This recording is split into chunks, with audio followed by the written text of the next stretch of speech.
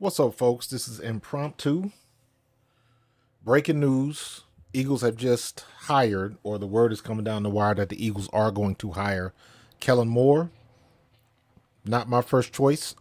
In my personal opinion, I would have rather had Cliff Kingsbury. But when you look at Kellen Moore's track record, he's put points on the board. He knows how to run the offense. And let's be honest, anything is going to be better than what we had. Anybody with more experience, Kellen Moore does have that. He had the situation down in Dallas, and they got rid of him because they just didn't like the way he was doing it. And then with the Chargers, and now he's with Philadelphia. So whether you like him or not, whether you like what his history is with those previous teams, you cannot argue the fact that he does have the experience. He is a young mind, and I believe he does have enough cachet, enough respect to where he can put his own spin on it and not really have to worry about Sirianni. I think what he's done in the past is enough to at least be confident that he's going to be able to put something together. Because let's remember, before that second year with the Eagles, with the Cowboys, um, he was getting Dak together. Dak put some pretty good numbers up with Kellen Moore. So, what's up, little G? Yeah, 2024 season is looking a little better. I was a little bit happier with Fangio than I am with Kellen Moore. I would have rather had Cliff Kingsbury, but it is what it is. So I'm not mad at it. I'm glad we got those pieces in place. Now we can really move forward. Now we can formulate a plan for what are we going to look for in the draft. And you know what? Not for nothing else. Now Jalen Hurts can get the keys to the car. Now he can get the playbook, get to work, and they can get together and figure out what they have to do. So, um, I'm my only issue is I am very interested to see what somebody like Kellen Moore does. I got to go back and look at his history on how he treats the running game because everybody keeps wanting to get away from it, and that seems to be how you balance things out. You see what Detroit is doing. Heck, you even see what Kansas City is doing with Isaiah Pacheco. So a running game is needed, and you got to be able to use it effectively. And that's the one thing we couldn't do for whatever reason. We definitely couldn't do it. What's up, Cody K? Robert, what's going on, man? Dude, I was just saying that, man. Hopefully, he knows how to balance everything. So, he's got another dynamic quarterback. He's had three dynamic quarterbacks in a row. Dak Prescott, then he Herbert out in San Diego, and now he's got Jalen Hurts. So let's see if he can put something together. I think he will be able to. So I'm comfortable with it. Like I said, not necessarily my first choice, but what do I know? I'm looking at the same film you looking at, and I'm formulating a guess. This is one of those situations where I try to tell people you got to trust the process. You got to trust that Jeffrey Lurie, Howie Roseman, and to that extent, Nick Sirianni are watching film and doing their homework and coming up with the best option for this team. Now, having said that, looking at what they did this previous year, you kind of look at it like, okay, that's a little suspect. If that's what you're looking for our coach to be able to make common sense decisions based on all the information he has in front of him, you can question that. And you would be legit into question that. Why would you switch the defensive coordinator halfway through the season when we making a good run, when we 10-1? Why couldn't we pick up a blitz? Why don't we have hot routes from the blitz? There's some questions that we've been asking all year, and they've all been legitimate questions. So let's hope that Kellen Moore is ready to answer those questions. And not for nothing, man. Listen, third time's a charm. This is his third shot at offensive coordinator. Am I worried about him possibly, what happens if he does a good job? Is he going to get another head coaching job and then he's going to jump ship? Then we'll be right back at square one again. That's a possibility. That's the risk you take. So EC1, why you hate it, man? Do you hate it because he used to be with the Cowboys?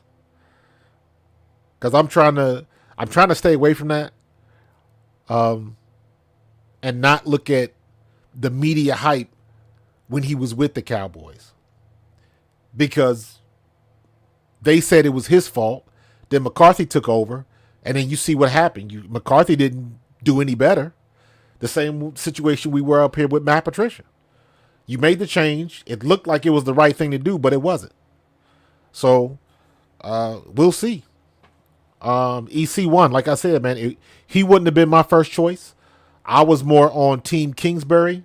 Really, my first choice was Eric Bieniemy, but even with looking at that situation, man, I really hope Magic Johnson and that group with Washington decide to hire Eric Bieniemy, because he should have had a head coaching job already. Period. He should have had one. So I'm good with it, man. I'm past, and I've been like this for a while now, because I understand what fandom does, but just looking at the X's and O's of it, the man can formulate a plan. Now you can look at the win-loss record, and there's different things that go with that. You know what I mean? Was San Diego in the same situation that we were? Offense could score points, but the defense couldn't stop anybody. You know what I mean? So there's a lot of different things as to the wins and losses of it. You know what I mean? So, yeah, he throws a lot. We're going to find out. Robert, you're right. If he does a good job, Sirianni might be gone. However, there is something to be said for a coach that's just a coach. And I say that because and this is where people tend to forget about Sirianni. Sirianni gave up calling the plays because he realized he couldn't do it. So that, to me, that's a plus for Sirianni, understanding the situation. Because when you are a coordinator and you are a coach, something has to give. I've used this example all week. Just look at Andy Reid. Look at the trouble that Andy Reid had to go through this year with Bieniemy gone. Now, they still have had the same success because I think Baltimore's going to beat them this weekend. But just to even get to this point where you're playing for the title game, you know what I mean? But he had to struggle because things weren't working for a minute. And in my opinion, things didn't go as smoothly as they did when Bieniemy was there. Period. So you got to put some truth into that. And as good as a head coach that Andy Reid is, he needs that help. Period. Anybody needs that help, because there's a drop off. There's definitely a drop off when you got more things to worry about. When you're a head coach and you're trying to be a coordinator or call plays, you have to worry about everything. It is very difficult. So I don't mind him being just a coach. And it doesn't necessarily mean that Sirianni is going to be out the door at the end of his contract, unless something just crazy happens. So, and again, stranger things have happened because we saw what happened with Doug Peterson. So, Sirianni will be more involved with being a coach that makes sure the whole team doesn't lose vision or have that collapse. Well, but see, Cody, that's the difference. He can't. So here's in my opinion, here's the benefit of Sirianni. And I've said this before. The only reason that locker room didn't fracture is because of Sirianni. Whether you like him or not, he has that type of personality that players like. He'll go to bat for you. He's loyal almost to a fault. Players like that. He'll take the bullet for you. You saw what happened with A.J. Brown and some other players. They appreciate that. Everybody doesn't do that. So, in my estimation, Nick Sirianni is the reason why we didn't have a fractured locker room. Now, the flip part about that is like I said, when you're loyal to a fault, to me it seems like sometimes you might not make the right decision. Case in point would be what was going on with James Bradbury. Did you not pull James Bradbury because you didn't like the other options? But could the other options have done any worse? Because if you for him to play as bad as he was playing and to not replace him with somebody else, that leads me to believe that either A, you're gonna stick to him come hell or high water, or B, whoever you had as his backup, just plain and simply wasn't ready, and you thought putting in the backup, the performance would be worse than what you are seeing. So if either one of those situations ain't good, but sometimes you got to make that move. You got to pull that trigger. And if you look at the Hall of Fame coaches, Bill Belichick, Jimmy Johnson, Bill Parcells, Dick Vermeil, you look at them Hall of Fame type coaches, and they were the ones that could make that change. They were the ones that could look at players and a lot of players that they liked and say, this is not personal, this is business, and we got to get somebody in here to do a better job. That's what we need Sirianni to do. So I don't mind him being a coach. That shouldn't take on a negative connotation, because they'll fire a coach that's the offensive coordinator. If the offense ain't running right, now what? So you know what? Get some people in there that can help you out. Because it works both ways. And I don't understand why people make such a big deal out of it, like it's such a negative, because coaches have been doing it for years. And you can go back and, look at the stats, and you could look at the coaches that were a head coach and a coordinator, and you could look at the pass-fail rate and make your own conclusion. It is not an easy thing to do, and there are just as many failures as there are successes. So, Clack sleeping with the enemy. I'm gonna have to dig around to see what's up with the enemy, man, because he should have had a head job right now. Pause. He should have had a head coaching job. He should have. So I don't know what the situation is with that. Anybody else that would have been coaching for Andy Reid and would have been available for a head coaching job should have got that job. And I don't like hearing maybe he interviewed bad, because they were trying to bring people, they brought Jeff Saturday off the couch, didn't need an interview. They were trying to bring, what's his name? He was with the Eagles for like 6 weeks as a backup. Texans were trying to hire him. Is it K McNown?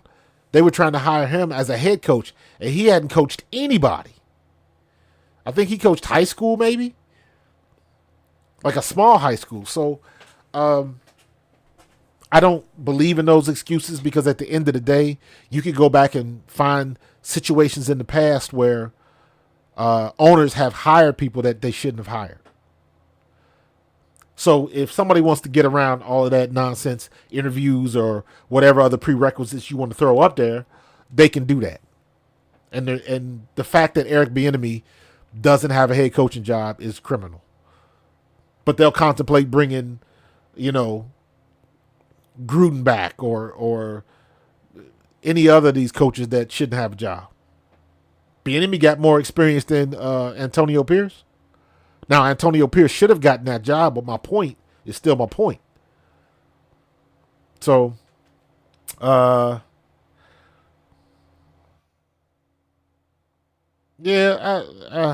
I don't know. EC1, like, you got a lot of idiots thinking Moore legit can't wait for them to shout in week 4.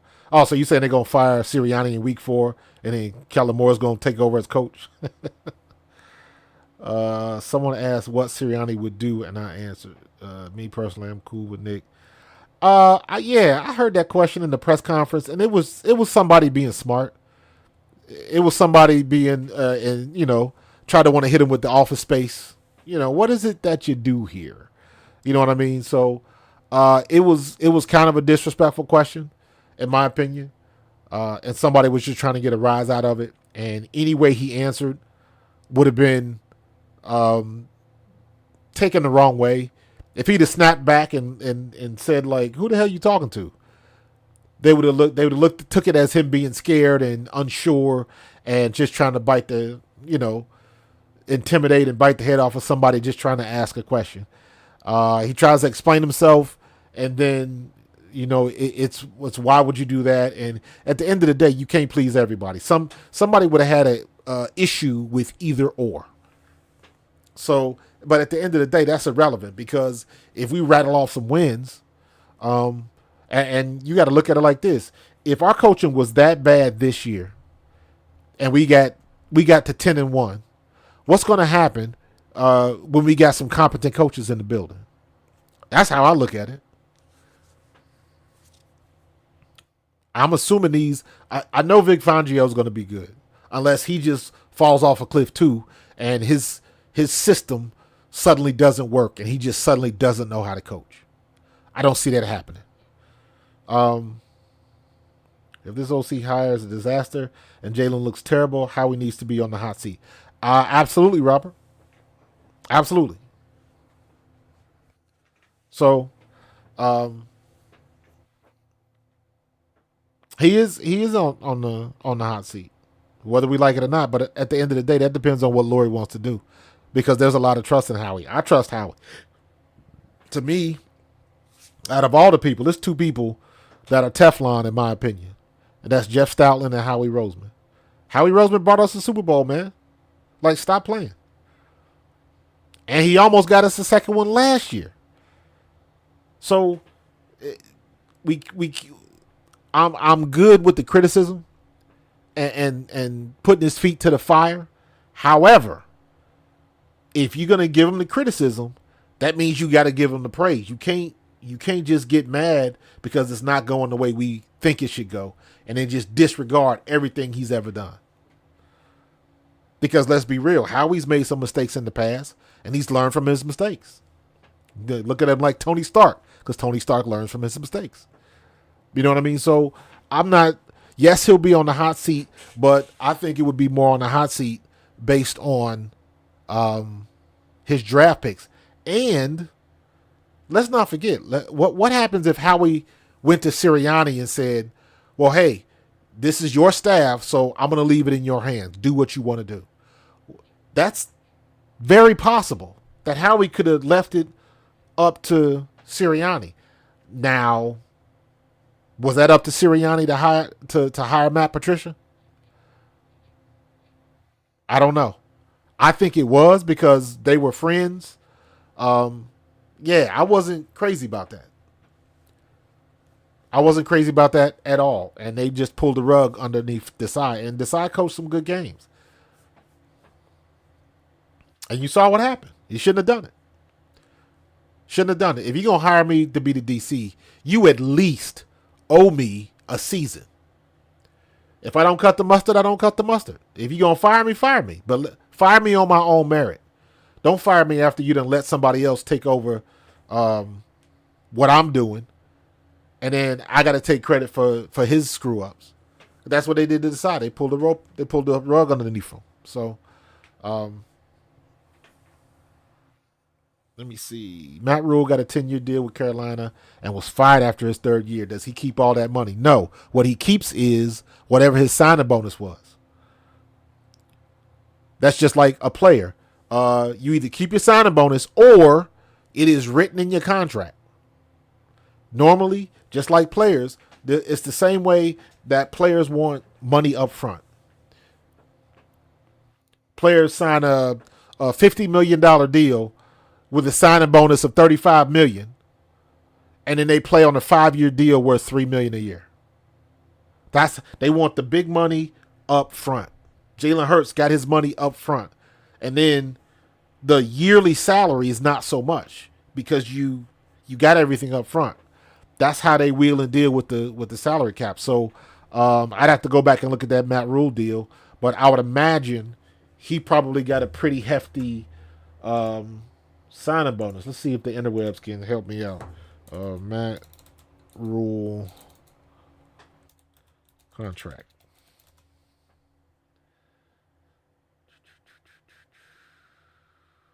So, for instance, Matt Rule signed an 8-year, $74 million contract with Nebraska. Under the contract, he makes $5.5 million a year and will earn. Oh, so he makes 5.5 million this year, and every year his contract goes up. So he's got an 8-year, $74 million deal. So at the end of that 8 years, it will add up to 74 million. So it goes up a little bit. So again, this is how the contract is written. Uh, Matt Rule, most of Rule's remaining guaranteed salary with the Panthers, approximately 35 million, has been offset and doesn't have to be paid because he now has. Okay, so it was in his contract that the remainder, I guess they were going to pay him as long as he didn't have a job. The minute he gets a new job, they can stop paying him as a head coach. That's what it was. That's what it was. So he's still seeking money from the Panthers. I guess it's some kind of lawsuit, but normally the way that works is your signing bonus you get for literally signing your name. Everything else is contractual.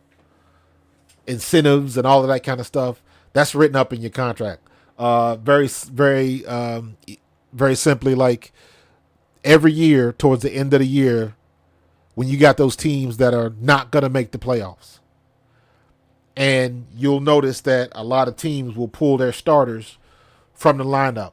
Now, sometimes it's because they don't want to get them starters hurt. Other times it's because you might have a starter, like say you have a defensive lineman that is 2 sacks away from $1 million bonus. So what they'll do is put him on the field less and lessen that chance of him getting that bonus because the team wants to save that money. They do that all the time. It's some ugly stories about that where teams weren't going to go to the playoffs and primetime players just didn't play the last 2 games because the team wanted to save that money. Somebody would have got X amount of catches or X amount of touchdowns, and that activates a $10 million bonus or something like that. There are some ugly stories about that, about incentives and sitting people down and keeping people from earning those incentives. Green Hat, what's going on, man? I ain't never seen you on here before, Green Hat, but I appreciate you joining me. I'm good with both coordinators. We have experience on both sides. I'm now hoping that Howie can trim the fat on this roster and get these coordinators what they need. Let me be honest with you. Not much fat to trim. Not much fat to trim. Matter of fact, we need to buy some. We need to get some good cuts of meat is what we need. My barbecue nerd side is showing up. But you got to remember, man, the only place where we need help is linebacker. We'll find a third receiver. I'm not worried about that. We'll find a third receiver. We got backup tight ends.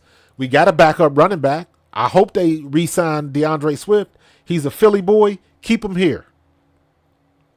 Keep him here. Hassan Reddick, keep him here. There's no reason to let him walk. So we've got weapons. Vic Fangio's got everything he needs with the exception of a couple of linebackers. And you already know how he's going to have some people signed and some veterans signed up in here. So could we do some type of trade and DeAndre Swift would be out of here and we get some linebackers in the mix? That's possible. That's possible. Patrick Queen, Cody, that's possible. I don't know.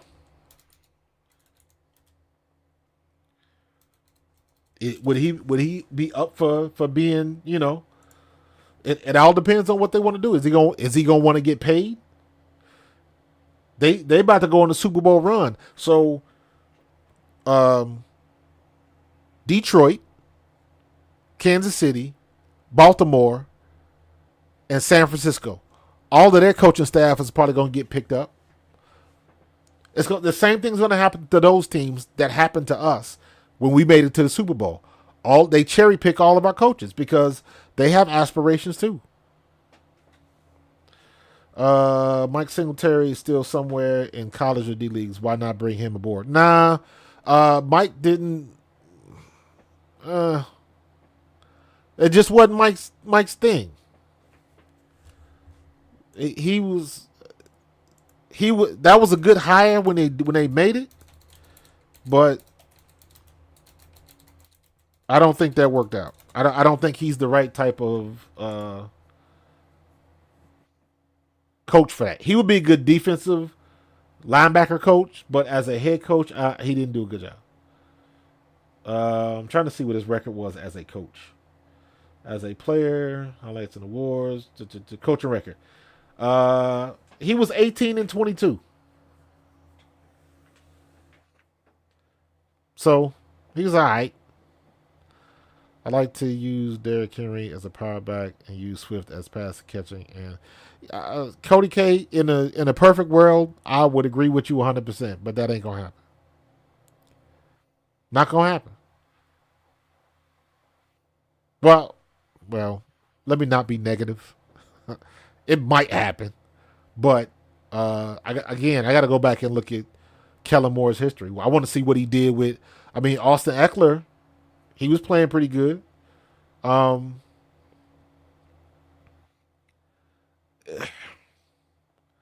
See, here's the thing with a power back, and I gotta, since this just happened, I gotta recondition myself to not base everything on the previous year because we're dealing with totally different people that have a totally different mindset. They think different. Their offense is different. The defense is different. So we got to get out of that. We got to get out of that mindset of what just happened. And that takes a little bit of time. However, when it comes to our offense and the balanced running attack and the play action pass attack, all of that kind of stuff starts with a good running game. And we had good running backs and we didn't use them.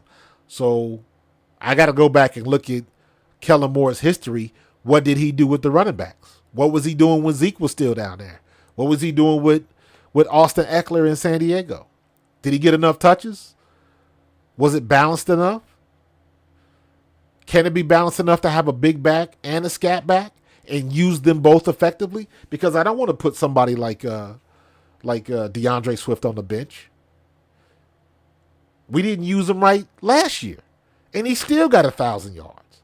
So just imagine if we had, if we didn't have those 4 or 5 games where he only touched the ball like 6 times. Just imagine if we ran him like a regular running back and he got 12 touches a game.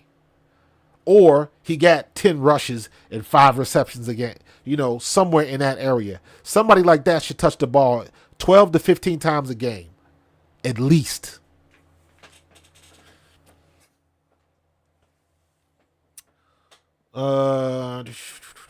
So as far as having Derrick Henry, if Kellen Moore want to run the ball and go smash mouth, then yeah. But and not for nothing else, we need somebody that can pass block. DeAndre Swift, the heart is willing, but you can't argue with physics. Kenny Gainwell's a little bit better, but a big back again would probably be better for us. Shout out to Trey Sermons that we let go. Right in front of our face. Trey Sermons, Albert O. I hate to see good players and they don't do nothing with them. They brought in that tight end, that super fast, tall tight end, and they let him go. I don't know. Do you believe they would extend Reddick to a new contract? It could create $12 million in cap. Let's say he's 29, and that's your thoughts on. I think Avonte Maddox will be gone. I'm hoping Hassan Reddick will stay. Hassan Reddick, he is Philly. Another South Jersey boy from right across the river. Um, yeah, Hassan Reddick stays. DeAndre Swift stays. And let's hope Kellen Moore can use DeAndre Swift like he was using Austin Eckler. That's what I want to see. Works for me.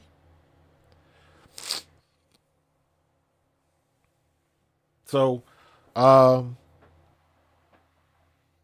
so let it be written. So let it be done.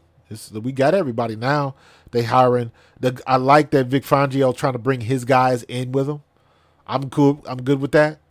I'd love to see Mike Caldwell. Mike Caldwell was one of my top choices as a defensive coordinator, but I don't mind seeing him as a linebackers coach. Played here for the Eagles. I always like to see guys that I played against succeed. Mike Caldwell with the Middle Tennessee. We played against them. We used to battle against them all the time. What's up, James? Why can't teams go to Division III schools like players who don't look like would be drafted to power backs? You're not gonna take that chance, man. You don't have time to mess around and build projects and stuff like that. Every now and then you'll get players like that, but heck, if they gonna do that, they might as well go to you got 1AA or the football championship subdivision or whatever they call it now, and then people still don't show enough love to HBCUs. Like some NFL greats came from HBCUs, but they don't. They just if it wasn't for Prime, what Prime did at Jackson State, it would still be the same way. You get a few of them, but a lot of them kids, if they were at big schools, because I believe if you are a player, you're a player. If you find yourself in a situation with better resources, you're gonna play better. So, maybe they'll hit the HBCU schools and they'll everybody finds a diamond in the rough. Somebody finds one every year. Look at Brock Purdy in San Francisco, Mr. Relevant, Iowa State. Um, how many people missed on him? Like what? Puka Nakua. How many people missed on him? What was his 40 time at the combine? Did he even go to the combine? Like, why is it that people always miss every year? There's, I don't know, 4 to 5 players that their talent just stands out, but because they went to a small school, uh, for whatever reason, they just get passed up. They just get passed up, and all the measurables, the 40 time, the jumps, what they do at the combine, it seems like all of that stuff only matters to the players who they deem worthy. If a player from a big school has a great combine workout, look at Nolan Smith, then that was the most incredible thing that they ever saw. If an athlete from a small school with similar physical attributes has the same success as a workout, well, he's the long shot. And it's like, why?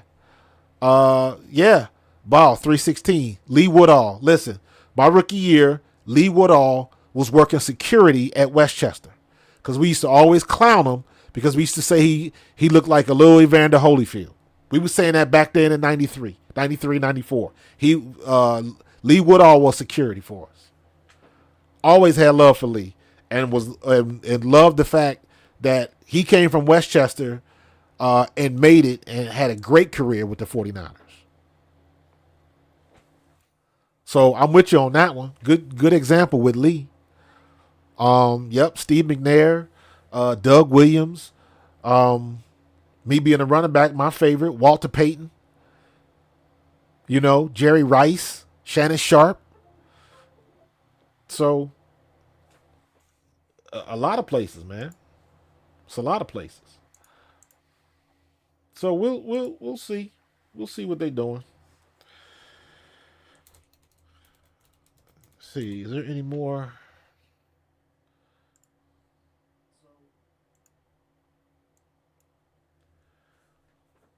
I think my I think my camera is shifting. me see.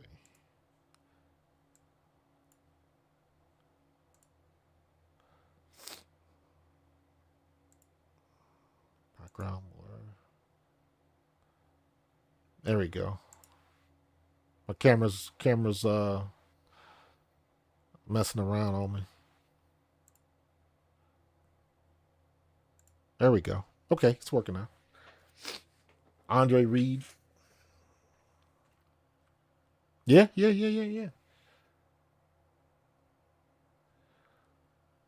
you feel like Sterling Sharp was not as good or better than Shannon Sharp? Yes. I think Shannon Sharp was a better physical specimen, but Sterling was, man, Sterling was good. And yeah, you got to remember, man, he got in the Hall of Fame, and no, he did not get in the Hall of Fame, and he got hurt. So Sterling was a bad boy. So you know, it was. Let me see. Did Sterling Sharp? Dang, Sterling Sharp is 65 or 58. Okay, I got it. Is he in the Hall? He's in the Packers Hall of Fame. I don't think he made the Football Hall of Fame, did he? No, he did not. Did not. So yeah, man. Shannon Sharp was better than Sterling Sharp. Uh, so so we got it. I should have got another graphic up there for our mystery offensive coordinator, but it's all good. Oh my God, Cloud Kabash, you went back with early Madden, Jerry Rice and Sterling Sharp. Yeah, man. Um, I was in college when the first Madden came out. I'm old school, bro.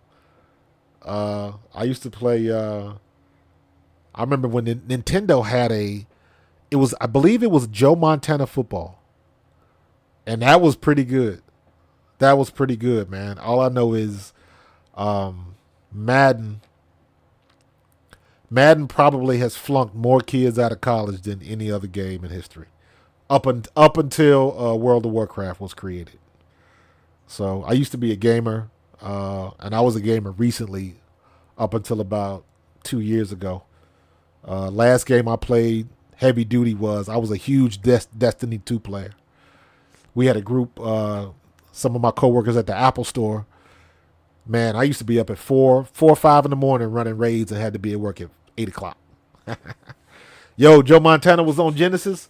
It was a game on NES. I can't remember what the name of it was, but I thought it was Joe Montana. So was it play action? I can't remember. But we used to. But I believe it was before Madden, and then when Genesis came out, when Sega Genesis came out, and that first Madden came out, and it was like everybody was playing with the Chicago Bears because you couldn't stop Walter Payton. Um, it was oh man, it's like, man, ain't you got to be in class in 5 minutes? I'll go tomorrow. I'll go tomorrow.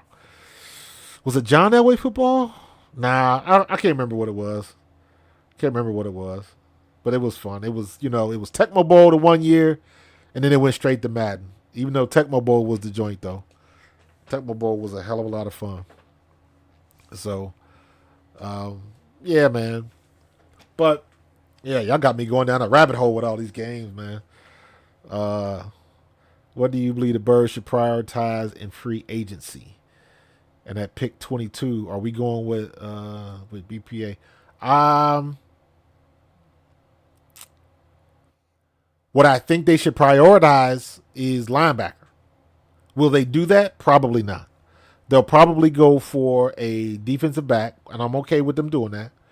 Um, but whoever they decide to get, they better be ready to play. So, mm, don't know.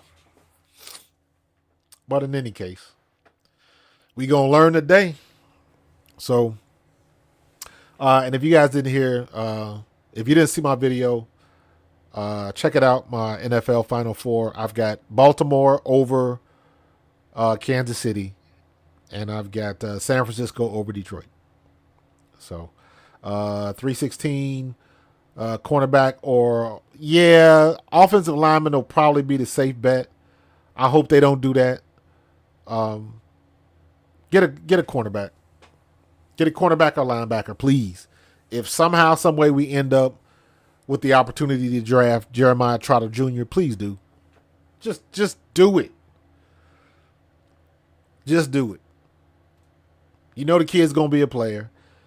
You would love just to see the story of dad and son in Philadelphia. Please do it. Howie, if you're listening, bro, if you see this podcast, please, if you have the opportunity to get Jeremiah Trotter Jr., please pick up that kid because you know he's going to be a good one. So, but we'll see what's going to happen, man. We see what's going to happen. So, but all right, man, it's almost 12:30. I'm going to shut it down. I got to get up tomorrow and take these Christmas lights down.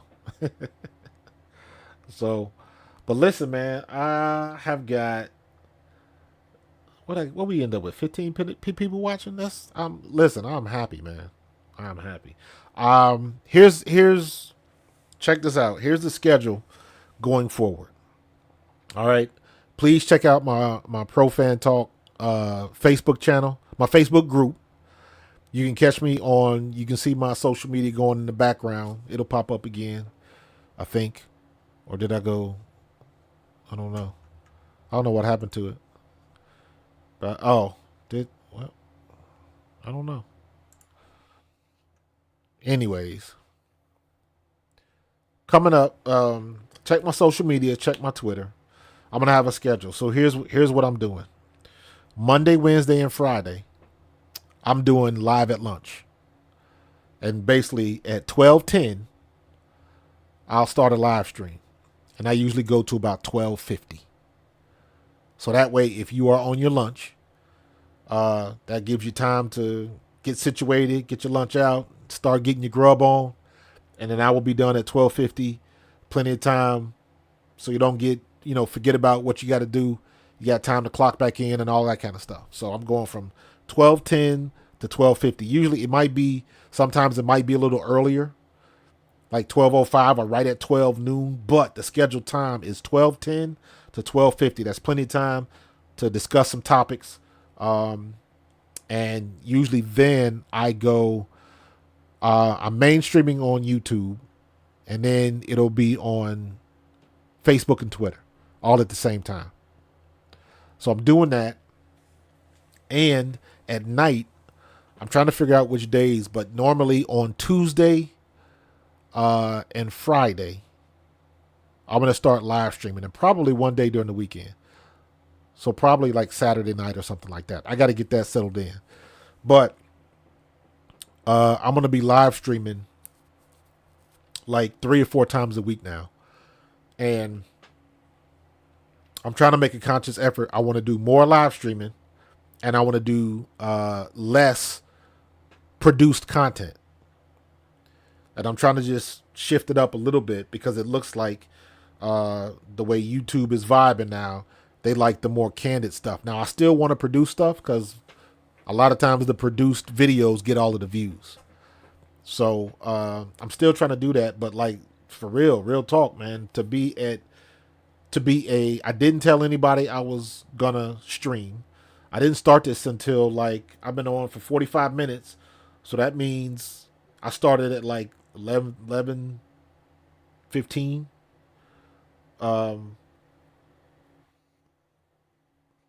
So we late at night. And another reason I'm trying to go a lot later is so I can get some, I got some people that hit me up on Twitter from the West Coast. So I'm trying to go later so people from the West Coast have an opportunity to tune in and jump in the chat and different things like that, man. So, so yeah, I'm going to start putting out official schedules on what I do so I can start building this up a little bit more, man. But shoot, I had like 16, 18 people just watching tonight. unbeknownst to anybody. So I'm happy with that, man. I appreciate y'all for tuning in. We gonna make things better, and I'm gonna keep this thing growing. And listen, tell somebody, share the video, invite somebody to subscribe to my channel, Pro Fan Talk on YouTube. I gotta hit 2,000 before the Super Bowl. Gotta do it. All right, that's my goal. 2,000 subscribers before I get to the Super Bowl. I need 140. I'm at like 1860 right now. So I need essentially 150 subscribers. So that's the goal right now. So I'm trying to hit it. So hit me up if you guys think anything you want me to talk about. Definitely be talking about the playoffs and the Super Bowl. Definitely going to be talking about the Sixers. Definitely going to be talking about women's basketball. Because I've been watching South Carolina. I want to see Dawn Staley get another title. Caitlin Clark doing what she's doing. What's going on at LSU. So it's a lot of good stuff going on in college, women's college basketball. So I'm into that. So if anything you guys want me to talk about or produce some videos over, hit me up. Hit me up on the socials. If you see this video, put some stuff in the comments. I read everything, and I do try to engage as much as I can. So hit me up. I appreciate you guys.